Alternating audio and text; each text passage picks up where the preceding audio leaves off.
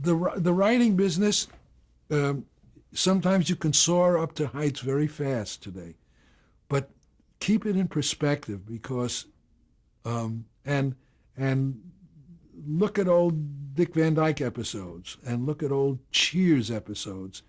Those things have a truth about them that is astonishing and long-lasting, and that's what you should copy. Kids don't do jokes. That's all dumb. It's all dumb. I mean, I've been privileged to be at meetings where I've heard a network say, this is very good script, but we need it to be more mindless. Don't aspire to that. Don't aspire to that because stupid. You know, you're better off in the long run.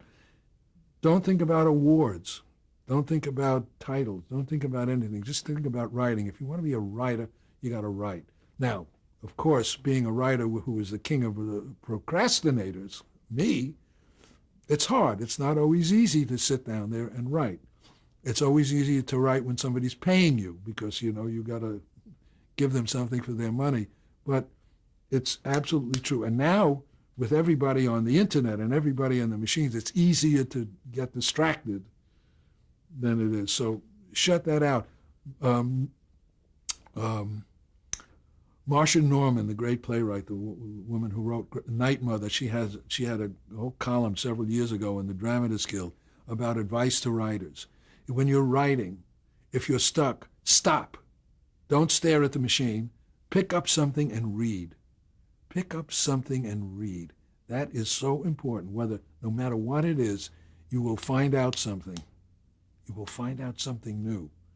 And don't talk about what you're writing because you'll kill it in its infancy, she says, which is so brilliant. Don't talk about it. Just do it. Because sometimes we think, you know, I got a great idea. Maybe I'll tell Charlie about my idea. Don't do that. Keep it to yourself until you're ready for the world to see it, you know. And again, in episodic television, it's hard to put in your own voice because in the beginning, you're going to have to work on somebody's staff. You're going to have to write somebody else's voice, whether it's the Frasier or whatever the show is. That somebody else set the style for that. That's okay. We all started out that way. And if you can pick up some of that good stuff, fine. When you get to the point where you're going to want it to be your own, you will have the experience and maybe the reputation that you'll be able to do that. But you got to keep writing. Well, you've certainly written a lot. What would you say was the biggest career highlight? The biggest career highlight was getting employed by Carl Reiner on the Dick Van Dyke Show. That was the beginning of the whole thing. The getting the first job certainly was being employed by Steve Allen in the television business. And again, that's just not where. What's great about it all is this is where I was thinking I was going in the beginning. I thought I was going to be an ASCAP founder, you know, but and take great joy in everything you write. That word hack keeps going, you know, the people who just churn it out. And I mentioned ASCAP, just mentioning that reminded me of something that Irving Berlin said when he was 93 or 94. He was interviewed about on some occasion, I think his birthday, and they said, Mr. Berlin, you have more songs in the ASCAP catalog than any other writer, living or dead, and more songs played, and blah, blah, blah, blah, blah, blah. I know this is a foolish question, Mr. Berlin. What is your favorite song? And he says, it's not a foolish question. They said, well, what is? He says, the last one I wrote.